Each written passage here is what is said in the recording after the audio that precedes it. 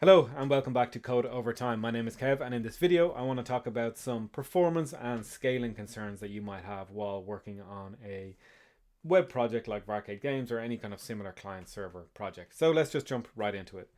We're back on our Varcade Games website, and we should be pretty familiar at this point. If you're not, I'd recommend going back and watching some previous videos to get a bit more context. But the thing I want to zero in on today is if we inspect here and open up our network tab and reload, I'm going to look at a request that we have looked at a bunch of times at this point, which is the /game/v1/games, which fetches the entire list of games that we are rendering here on our website. So each game that we show is represented in this list, and you'll notice that we've divided the website between active games, single player, multiplayer coming soon. But actually, we're just returning one big giant list, and within the list, we have defined the game state. So ACT being active, CMS, if we can find Shooty Shooty Bang Bang, is coming soon. We also have MPOs, multiplayer only. MPS would be multiplayer single player. SPO would be single player only. So we have these kind of categories and game types within the games themselves that allow us to kind of filter through the list and build these sub lists of games that we want to display on the website. Now, this is all well and good when we have 9 games. We have a relatively small list that's pretty easy for us to process. But what happens if we have 9,000 games? What happens if we have 20,000 games, right? What happens even if we just have 100 games? What is the impact on our system? Well, there are a few different impacts we can kind of start to think about here. And it's really important to be mindful of where we have the potential for performance degradation whenever we're working on or designing a system like this. So the first place I want to look at is not OBS, it's in our game portal. So in a game portal here, this is in our website client source views, gameportal.view. You can see we have this custom component, WP game list, and we have 4 instances of it representing the 4 lists that we have on our web page here. So we have active, multiplayer, single player coming soon. And you can see for each instance of this component, we're defining a filter. So here we're saying all active games. Here we're saying single player only or multiplayer that has a single player component that are active. And we go through multiplayer and we go through coming soon. So we have these various different kind of levels of filtering going on in each list because we only have one big list of games. So we need to split it up into sub lists for rendering. So if we actually look at the component itself, you can see we have this flicking thing, which is the thing that basically renders all these images. So we draw a div per each game in this active game list. Now the active game list for any one of these components, this is just a function. And what this function is doing is taking all of the games that we have and it's running this filtering against them. So it's time to think about data structures and algorithms and think about complexity. So this would be an O of n complexity function, right? And the reason for that is the performance of this function is going to be directly impacted by the size of the list that we get back from the server. So because this filtering needs to iterate over every single item in the list of games to extract the games that we want to show in this particular component, that means that as the list grows, this loop is going to take longer and longer and longer and longer, right? So that's our O of n complexity. And that's, again, in it, we don't really notice it now because we've only got 9 games. But if we had 9,000 games, this would be a huge problem. It would slow down the rendering of our client, and it would just be a pretty terrible user experience. And remember, this is rendering one single list. We've got 4 of these lists, right? So if you had 9,000 entries in a JSON, essentially in our JSON data, and then that was being extracted into a list of JavaScript objects that are, sprinkled all over memory, all over the place, and we have to do that 4 times where we're iterating over the entire list to filter out this stuff. This is just going to get slow, and it's going to be a terrible experience for the user. The other thing is, if we look at the headers, this is about 4K already, and that's just going to get bigger. Like we add more and more and more games. The amount of data we're actually downloading is getting bigger, and then when we load this page, it's just going to be slower and slower between the rendering and the downloading of the data. It's going to be slow, and we really, really don't want that. So we need to start thinking about things we can do. And on client side, there are a couple of things that we could do. Let's say we couldn't change the API and we're always just going to get that list. Well, we'd want to think about caching. We'd want to make sure that we're caching the JSON data on the client, and the request we're sending to the server is a request to say, hey, have you got new data or am I already up to date? And if you're already up to date, you don't need to re-download the stuff. So we can use cache headers and stuff to actually manage that sort of caching on the client side. The other thing we could do is we could do a bunch of pre-processing and store kind of on the local file system. You know, we have this browser storage. If you inspect here and you go to storage, you can see in our local host, local storage, local host, you can see we're already storing a bunch of data. Like we've got our game list is being stored in here.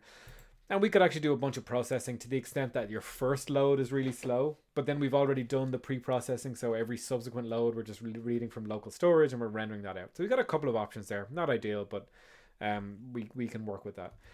But there are some other areas where this is a problem as well. If we go to our server code, which we looked at in the last video, we go to our game view set. So this is basically where we're loading the game. So when you hit the endpoint for fetching all of the games, this is the code that's executed. And basically what we're doing is we're fetching all of the games from the database that are in the state active or coming soon, right? So that's essentially reading every game from the database. Then it runs it through a serializer to turn it into JSON. So first off, we've got this big ass query to the database. That could be really slow if you're fetching loads of objects. There's lots of various different variables there that could affect how slow that is in terms of the database performance, where the database is, all this sort of stuff. Then you have to serialize the data to JSON, which that's slow, especially in Python. In any language it's going to be slow, but in Python it's going to be really, really slow. So if every time someone's requesting this, you have to fetch it from the database, you have to do the JSON serialization to send it back, that is basically going to be tying up our server for a long time. So if you imagine a bunch of people all submit a request to get the list of games, well, the first person to get in is going to be taking all this time doing this, and everyone else is going to have to wait. So if you're the 10th person in the queue, you're going to have to wait for this slow query and this slow serialization for each person, and then eventually your request gets through. And to add to the slow rendering on the client, you've also got, and the slow transport of the data over the internet, you've also got this slow server processing of the data. So on the server, there's a bunch of things we can do as well. Like we can cache this data so that we're not really hitting the database, as an example. We could even get fancy and cache using a content delivery network, where essentially we have servers all around the world. So if I'm in Indonesia or if I'm in America, I'm always connecting to a server that's local to me, and it has a cached version of this data. So when I'm requesting this, my request never even makes it to the server, right? It hits this other server to get the cached data. But then we're adding this complexity where now anytime we add a game, we also need to flush all of our caches that we've stored the cached version of this. So, you know, there's all sorts of trade-offs here where we need to understand that we're making these trade-offs of, you know, we're getting better performance, but we're increasing the complexity of the overall system.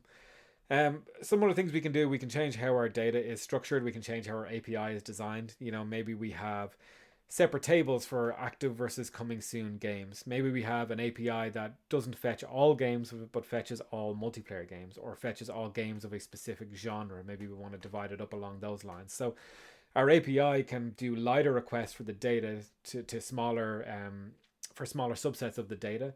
And that will just ease the load generally, and we can then implement our caching strategies, which, you know, we start to get all of the benefits there, right? Again, we're making trade-offs, we're increasing complexity, but you got to understand what your performance goals are, right? Like if you need your page loading in sub 200 milliseconds, right? Well, then, you know, you're going to have to employ a whole bunch of these tactics, right? And, you know, from a user experience point of view, I want all my web pages loading in, you know, couple of 100 milliseconds. That's kind of the ideal. You know, I wouldn't want any server requests taking longer than a couple of 100 milliseconds for sure, right? So we just need to think about this. And I think it's important as well to think about your product. Like if you're deploying for arcade games and you're setting the quality bar so high for games that you're only ever going to add one game a year, well then, you know, over the course of 10 years you're only adding 10 games. Maybe you don't need to do all these performance things because, you know, more or less the performance is going to be fine, or maybe they're just not a priority right now and you